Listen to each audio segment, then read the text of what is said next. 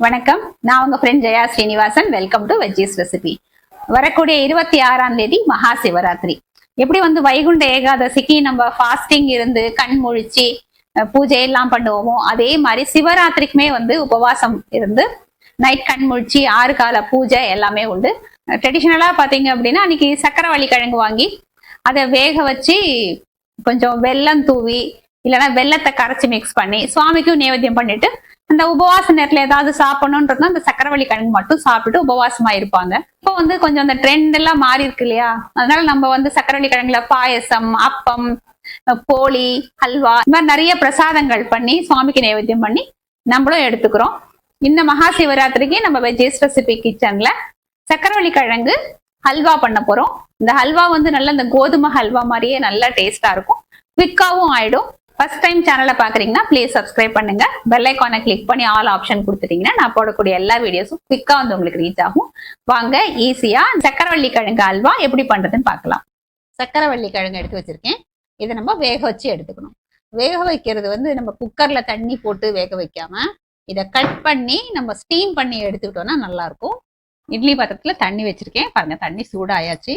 இப்போ நம்ம கட் பண்ணி வச்சிருக்கிற சக்கரவள்ளி கிழங்க இதுல வச்சிடலாம். ஸ்டீம்ல வேகும்போது இது ரொம்பவே நல்லா இருக்கும். சும்மா சாப்பிட்றதுக்கும் நல்லா இருக்கும். நம்ம வேற எந்த ஸ்வீட் இதில் பண்ணாலுமே சூப்பரா இருக்கும்.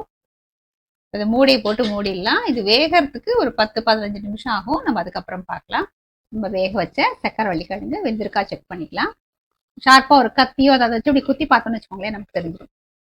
சூப்பரா வெந்திருக்கு. கத்தி நல்லா ஸ்மூத்தா உள்ள இறங்குது, குழையாம ஆனா பர்ஃபெக்டா சாஃப்டா வெந்திருக்கு. இப்போ ஸ்டவ் ஆஃப் பண்ணிடலாம். இது கொஞ்சம் சூடு ஆறட்டும், அதுக்கப்புறம் தோல் எல்லாம் உரிச்சுப்போம் நம்ம. இப்போ இந்த சக்கரவள்ளி கிழங்கு நல்லா சாஃப்டான டெக்ஸ்டர் வேணும் இல்லையா, அதனால கிரேட் பண்ணி எடுத்துக்கலாம். பாருங்க, இந்த மாதிரி நல்ல பூவா நல்லா சாஃப்டா இருக்கு பார்த்தீங்களா, இந்த மாதிரி டெக்ஸ்டர் நமக்கு வேணும். இதே மாதிரி எல்லா கிழங்கையும் நான் கிரேட் பண்ணிட்டு உங்களுக்கு காமிக்கிறேன். நம்ம துருவி வச்ச சக்கரவள்ளி கிழங்க நம்ம எப்படி வேணாலும் அல்வால யூஸ் பண்ணிக்கலாம். இருந்தாலும் சக்கரவள்ளி கிழங்குல கொஞ்சம் கொஞ்சம் நார் இருக்கும் பாருங்க. சாப்பிடும்போது அந்த நார் வந்ததுன்னா கொஞ்சம் அவ்வளோ நல்லா இருக்காது. அதனால இதை வச்சு இப்படி கரண்டியால தேய்ச்சோன்னு வச்சுக்கோங்க, நார் ஃபுல்லா இதுல தங்கிடும். அழகா மாவு மாதிரி நமக்கு சக்கரவள்ளி கிழங்கு அடியில பாத்திரத்துல வந்துடும். கரண்டியால கம்ஃபர்டபுளா இருந்தா கரண்டியால பண்ணலாம், இல்லைன்னா இந்த மாதிரி கையால பண்ணாலே போறோம். பாருங்க, அழகா பூவா எவ்வளவு நல்லா வருது பாருங்க. கொஞ்சம் கூட நார் இருக்காது. இந்த அல்வாவோட டெக்ஸ்டர் ரொம்ப நல்லா வரும். பாருங்க, நார் எல்லாம் இதுல தங்கியிருக்கு, லேசா இதுல ஒட்டியும் இருக்கு. நல்லா சாஃப்டா நார் இல்லாத சக்கரவள்ளி கிழங்கு பேஸ்ட் நமக்கு இந்த பவுல்ல கலெக்ட் ஆயிருக்கு. இந்த சக்கரவள்ளி கிழங்கு இந்த பல்ப் இருக்கு இல்லையா, இது எவ்வளவு இருக்குன்னு நம்ம அளந்துக்கணும். அப்ராக்சிமேட்டா கூட நம்ம பார்த்துக்கலாம். இந்த கப்ல ஒரு 2 கப் இருக்கும். இப்போ இதுக்கு வெல்லம் அப்படின்னா 1 கப்பு சக்கரவள்ளி கிழங்கு இந்த பேஸ்ட்டுக்கு 3/4 கப்புல இருந்து 1 கப்பு வரைக்கும் நம்ம வெல்லம் சேர்த்துக்கலாம். இப்போ இது 2 கப்பு இருக்கிறதுனால 1.5 கப்பு வெல்லம் நமக்கு சேர்த்துக்கலாம். ஸ்வீட் அதிகமா வேணும்னா நீங்க 2 கப்பா கூட சேர்த்துக்கோங்க. ஸ்டவ்ல ஒரு பாத்திரம் வச்சுட்டு ஒரு 1/4 கப்பு தண்ணி சேர்த்துக்கலாம். இதில் நம்ம அளந்து வச்சிருக்கிற 1.5 கப்பு வெல்லம் சேர்த்துருவோம். இந்த வெல்லம் நல்லா கரைஞ்சி நல்லா நுரைச்சி வரணும். இது பாருங்க, நல்லா கொதிச்சு நல்லா நுரைச்சி வருது. இப்போ ஸ்டவ் ஆஃப் பண்ணிக்கலாம். சக்கரவள்ளி கிழங்கு அல்வா பண்றதுக்கு ஸ்டவ்ல ஒரு பேன் வச்சிருக்கேன். கொஞ்சம் அகலமான பேனா எடுத்துக்கோங்க. 2 டேபிள் ஸ்பூன் நெய் சேர்த்திருக்கேன்.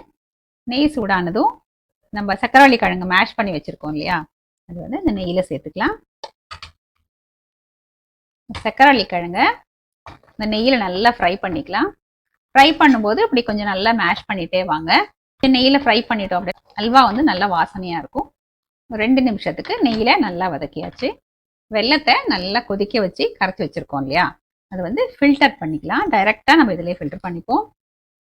ஏதாவது மண் தூசு இருந்தாலும் நமக்கு இந்த ஃபில்டர்லயே தங்கிடும். இந்த வெள்ளை பாகையும் இந்த சக்கரவள்ளி கிழங்கு பேஸ்ட்டையும் நல்லா மிக்ஸ் பண்ணிக்கணும். பாருங்க, நல்லா மிக்ஸ் பண்ணியாச்சு. இந்த வெள்ளை பாகு ஃபுல்லா ட்ரை ஆகி நல்லா அல்வா பதத்துக்கு நமக்கு வரும். அது வரைக்கும் நம்ம அதை நல்லா கலந்துக்கணும். இப்போ ஒரு 2 டேபிள் ஸ்பூன் நெய் சேர்த்துப்போம். நெய் ஒரே டைமா சேர்க்காம நடுவில் கலந்து கொடுத்துக்கிட்டே சேர்த்தோம்னா நல்லா இருக்கும். கொஞ்சமா குங்குமப்பூ சேர்த்துக்கலாம். நம்ம இதுல கலர் எதுவும் சேர்க்க போறது இல்லை. நல்லா மிக்ஸ் பண்ணி கொடுத்துருவோம்.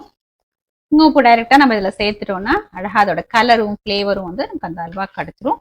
அல்வா பாருங்க நல்லா இறுகி வர ஆரம்பிச்சாச்சு. இன்னும் கொஞ்சம் நல்லா அப்படி சேர்ந்த மாதிரி வரணும். 1 டேபிள் ஸ்பூன் நெய் சேர்த்துக்கலாம். மொத்தமா பாத்தீங்கன்னா ஒரு 1/4 கப் நெய் தேவைப்படும். இதை போல கொஞ்சம் கொஞ்சமா சேர்த்து நல்லா கலரி கொடுக்கும்போது அல்வா நல்லா ஒட்டாம சூப்பரா வரும் பாருங்க. அல்வா பேன்ல ஒட்டாம அழகா அப்படியே சுழண்டு வருது பாருங்க. அப்படியே பந்து மாதிரி வருது பாருங்க. கரண்டியோடயே அப்படியே சேர்ந்து வரும். இப்போ சக்கரவள்ளி கிழங்கு அல்வா பர்ஃபெக்டா ரெடி ஆயாச்சு. கையில கொஞ்சம் நெய் அப்ளை பண்ணிட்டு இந்த அல்வாவை எடுத்து உருட்டினீங்கன்னா இப்படி கையில ஒட்டாம நல்லா பந்து மாதிரி உருட்ட வரும் பாருங்க. அப்படின்னா பதம் கரெக்டா இருக்குன்னு அர்த்தம்.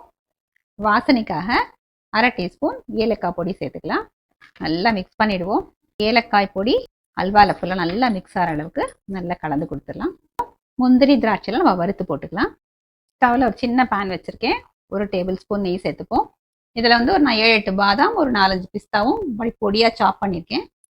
இதை ஃப்ரை பண்ணிக்கலாம். இது மாதிரி சின்ன சின்ன பீசஸாக கொஞ்சம் ஃப்ரை பண்ணி போட்டோம்னு வச்சுக்கோங்களேன், சாப்பிடும்போது நமக்கு நல்ல ஒரு க்ரன்ச்சியாக ஒரு பைட் கிடைக்கும் இல்லையா, அப்போ ரொம்ப நல்லாயிருக்கும்.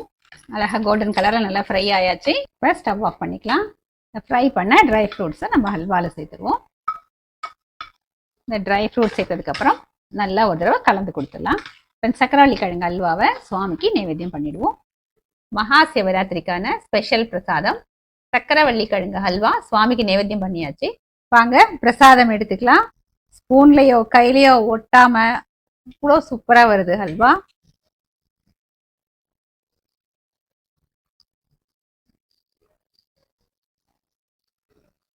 ரொம்ப அருமையா இருக்கு.